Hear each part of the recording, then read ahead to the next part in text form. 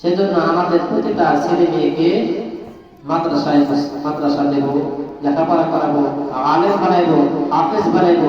আরো আলেম ওলামার হাফেজের কত ফজিলত আপনারা শুনছেন, যে একজন হাফেজ তাকে আল্লাহ পাওয়ার দিয়ে দিবে, আদর্শবান আমলদার একজন হাফেজকে আল্লাহ পাওয়ার দিয়ে দিবে হাসরের মাঠে, যাকে ইচ্ছা তখন বেছে বেছে জান্নাতে নিয়ে যাবে। সুবহানাল্লাহ।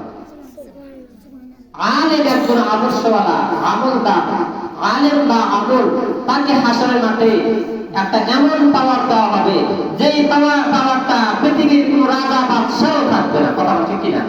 কি পাওয়ার থাকবে? সেটা হলো আল্লাহ একজন আলেম বা আমলকে একজন আলেম বা আমলকে এমন পাওয়ার দিবে, আল্লাহ বলবেন তুমি ইলম শিখছো, কথা অনুযায়ী আমল করছো, আজকে তোমাকে একটা পাওয়ার দিয়ে দিলাম। সেই পাওয়ারটা হলো তুমি তোমার পরিবারদের মধ্যে হইতে যাকে যাকে ইচ্ছা তুমি জান্নাতে বেছে বেছে নিয়ে যাও। সুবহানাল্লাহ। এজন্য আমরা চাই কি চাই না যে আমার ছেলে একটা আলেম হোক, একটা হাফেজ হোক, এটা চাই না?